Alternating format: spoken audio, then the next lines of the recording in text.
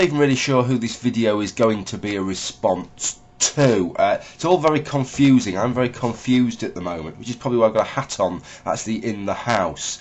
There was this Rational Dawn, these three guys who have started this project, and I was going to make this as a video reply to them because they like I've made one reply, but I know really what they want is philosophical arguments. So I was going to make a philosophical argument. I don't want to see their pallid philosophers' hands sullied on the roughly hewn rock face of empiricism. So I thought that an argument along these lines might be a good idea.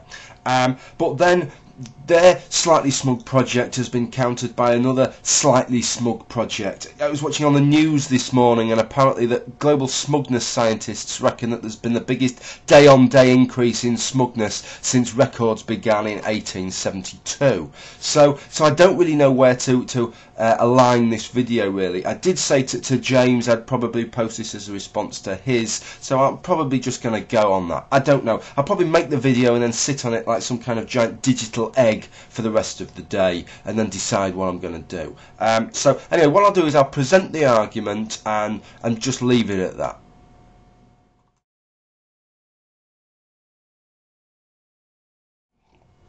Okay, well, the one I want to deal with is this idea of omniscience. Rational Dawn have included this term omniscience in their definition of God. They've said that their definition of God doesn't include any hangovers drawn in from their theistic position, that it's a very generalised concept of God. Yet the case I want to make is that this idea of omniscience is a hangover from their personal theistic tradition.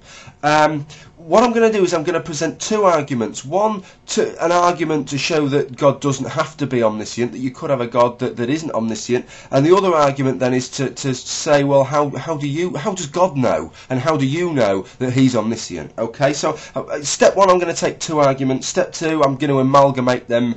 Step three, profit. Okay, that's basically the running order. So the first thing then, I'm going to present to you an argument that shows that God doesn't have to be omniscient, that you could have a deity, a creator of our universe that isn't omniscient. So this is going to be Nick Bostrom's simulation argument. Perhaps we're living in a computer simulation. We are artificial intelligences, artificial consciousnesses living in an artificially created universe. I don't know how much of it is running on the simulation. Perhaps as we look out, it's like a computer game today. We only see the bits that we need to see. Who knows how the simulation works? But the point is, whoever is running that simulation need not be any more intelligent than we are. There could just be a very simple, mortal alien living in another universe running us as a simulation. So where's your omniscience there? Unless you can disprove that argument, then I think you should withdraw this term of omniscience.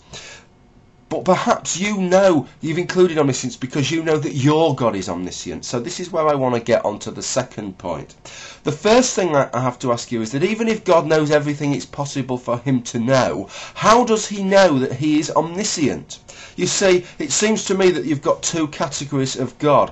One is the God that just happens to be truly omniscient. He does actually know everything. And the second category is the God who labours under a misapprehension. He feels himself omniscient, but he's wrong. He's reporting to us his omniscience, but he's reporting it incorrectly. The shit that he doesn't know about, that he thinks, he doesn't know that it exists, you see. So he's wrong. So how does your God know that he's in the first category and not in the second category?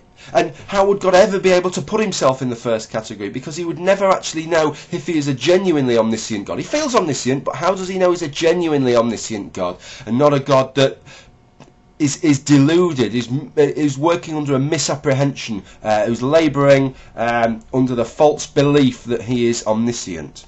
Let's draw it now back to you then. Let's just say you can answer that first one and you can show that, well, actually a genuinely omniscient God would be able to decipher the difference. I can't work out how he could. I've been thinking about that all yesterday just in case I could come up with something. I still can't, actually. But let's just say that you can answer that one. We can actually put that one to side. In fact, don't even bother answering that one. Answer this one.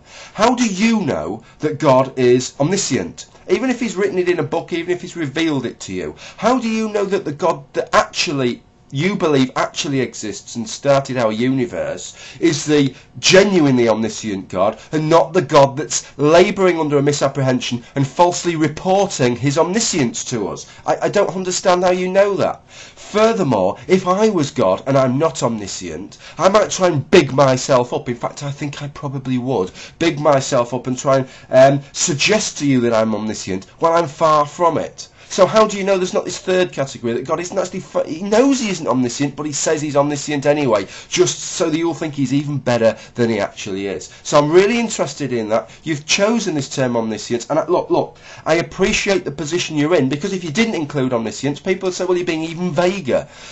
But this gets to the heart of what you're doing, which is that you've got this concept that you can create this generalised God and deal with this away from your religious tradition. But the concept isn't really working, it's breaking down, because you can't separate the two. They're so totally disparate, they're so totally poles apart that it just doesn't work. And this case of omniscience is a case in point. You need to dispense with this to make it a general notion that could incorporate all deities, and yet to do so just gives us even less to talk about than we have already. Well, anyway, thank you for watching this video. It's maybe been a little bit of a rant, but I've enjoyed making it. I'm going to sit on it for a bit now and hope I don't squash it. Thank you for listening. Bye now.